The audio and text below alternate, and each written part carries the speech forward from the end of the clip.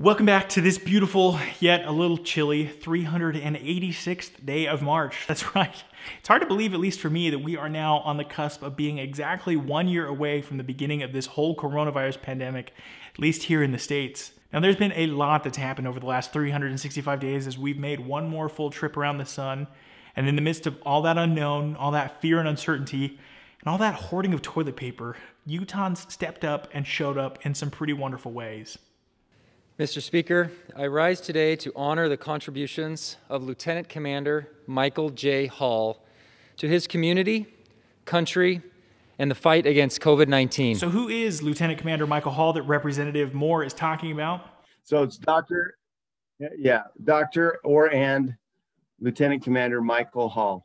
Dr. Hall is an orthopedic surgeon in Ogden who just over a year ago joined the Navy Reserves after calling the recruiting office to ask them a couple questions after one of his sons expressed an interest in joining the Navy. But by the end of that phone call, Dr. Hall was the one asking the recruiter if he could join up himself. Then about 6 months later, as the pandemic began to rage across the US, this newly minted lieutenant commander, who, mind you, hadn't even completed his basic officer training yet, got a phone call asking if he'd be able to deploy early to help out a struggling New York City.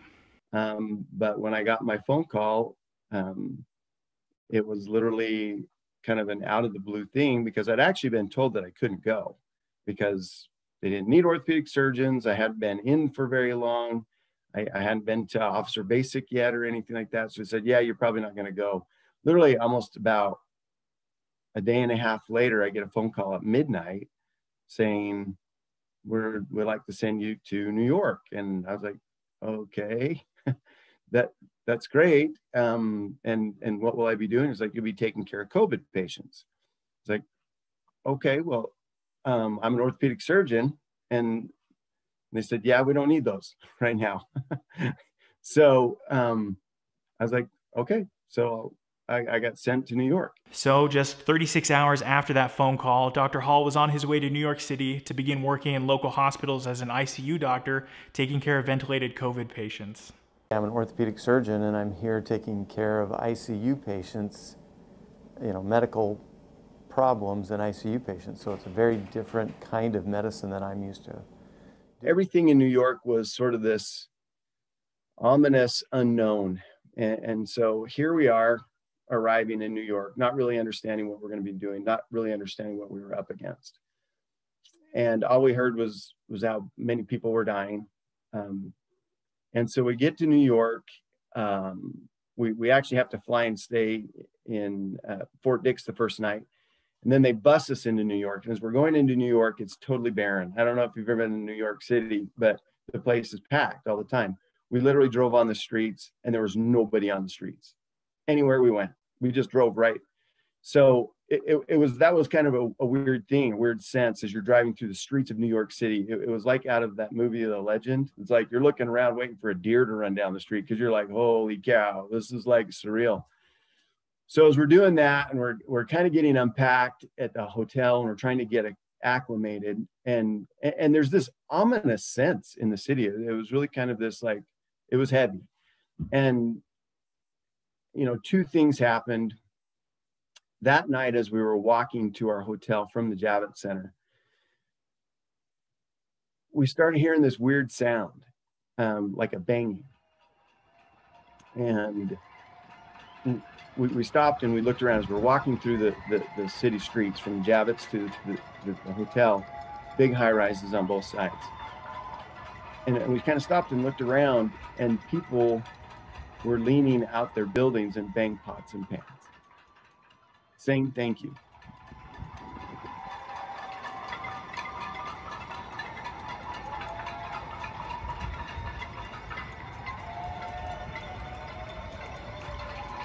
For us, that moment was sort of an affirmation of, okay, at least we showed up. And at least we're, and they were grateful for us just showing up. And they did that every night we were there. And that was one of the things that stuck with me is a lot of times, did we make this huge impact on the pandemic? Maybe, maybe not. But what we did is we showed up. at a time when a city needed someone to show up. And how much of that is true in everyday life? You know, that's half the battle sometimes. And that's the half the battle that Dr. Hall says is the most important part, just showing up. And that's one of the answers he gives when somebody asks him why he joined the Navy at 48 and why he checked all the boxes and signed all the waivers to leave and go fight an unknown disease all the way across the country in a city with some of the worst infection rates in the world. But Lieutenant Commander Hall wasn't the only Navy officer who answered the call to go and help fight the coronavirus in those early days. Rear Admiral Dr. Mark Moritz, who works at St. Mark's, also showed up to the fight. And then I got a phone call from the Surgeon General of the Navy. And he says, Mark, how is your practice? How is things going in Utah? He says, if you're COVID essential to your community, I don't want to pull you. But if you're not COVID essential, being a podiatrist, he said, I absolutely could use you. And I thought to myself, a foot doctor in the COVID, how's this going to work? And he goes, I need you as an admiral. I need the horsepower. So Dr. Moritz was off to Washington, D.C. at around the same time that Dr. Hall was headed to New York. Little did I know when I got to Washington, D.C. at the headquarters and working through the Pentagon that I was appointed as the COVID task force commander in charge of COVID testing for the entire United States Navy. And I thought to myself, uh-oh, you know, this is a foot doctor out of my element, but all of those leadership skills started to kick in. And the Surgeon General came in to me along with the leaders of the Navy and said, Mark, we're going to throw everything at you. What do you need for your team? So we started putting together some of the experts from the world. I had members from CDC, a scientific panel made up of some of the best Navy virologists, microbiologists, to take a look at this pandemic and see where are we going to get started. So with that team, they set to work. So we had to figure out very quickly how to get these sailors on board ships treated, isolated, tested, and safe, and keep our national security at the utmost of our concern during a pandemic. So that's what I got brought in, that task force commander. I guess you could say I was drinking from a fire hose for the first month when I was up at the headquarters at the Pentagon level up there. Who would have ever thought that the pandemic, the pointy end of the spear, would be Navy medicine in our next war?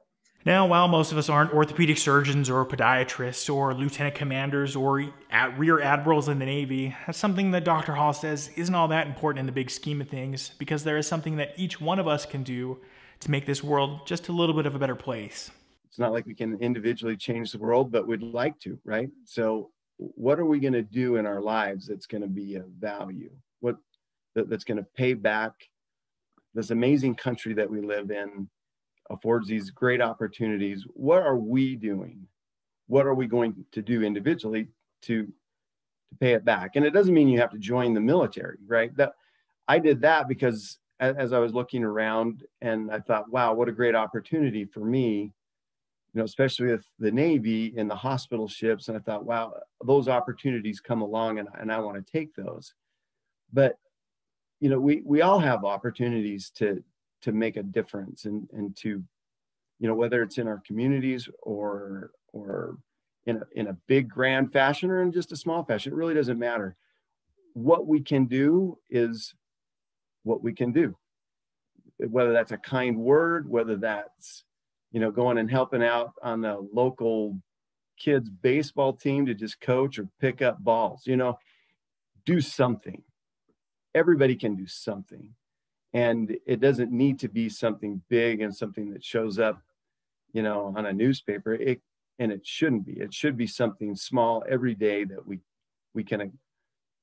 just make it a part of our lives. And that becomes our legacy to our families and to people around us. And then in those small ways, maybe the world does change, you know? And to me, that's what this is all about. That's been our whole goal here with this Heart of Utah program, to spotlight those stories and those small things that, when added together, create a big change, and a big change for the better. There is so much more to this story that I can't fit in just this couple of minutes that we have here together today, but I'll make sure that it is all up over on our website, kslnewsradio.com. So please head over there and check out the rest of it. I promise that it'll be worth your time.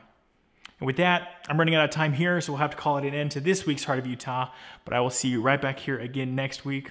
Thank you so much for watching, and I hope we can each take a little bit of time to step up and do what we can do this week to make the world just a little bit of a better place. For KSL News Radio's Heart of Utah, I'm Colby Walker. Thank you so much for watching.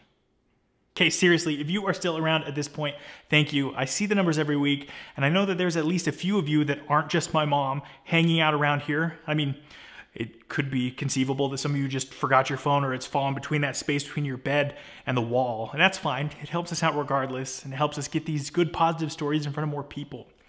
And speaking about those positive stories, seriously, if you haven't checked out the awesome stories that we have had going on throughout the course of this week, or the wonderful stories that Mary Richards puts together every week for KSL News Radio at 8:45 in the morning and on your way home at about 5:45, you'll definitely want to check those out too. It's definitely worth your time. Those are all over at kslnewsradio.com too. So, once again, I'm also, you know what I'm going to do here? I'm going to ask you if you know of any good stories that exemplify all of the good news and all of the good things that are happening around the state every day. I really do want to hear about it. We want to spotlight all of those good things that are happening around the state. And the best way to do that is to let us know about it right over there. But if you don't have a story, no worries. If you think this video is worth your time, if you wouldn't mind dropping a comment below, giving us a like or a follow, that would be incredibly beneficial. It helps us get out as we grow this program to where I hope we can find even more people to share even more positive news with the world. So with that, thank you so much for watching. Feel free to go check out some of the other good stories and good news that we have got going on. Got another little video playing right over there. It's a good place to start. Anyway, thanks again. I'll see you right back here next week.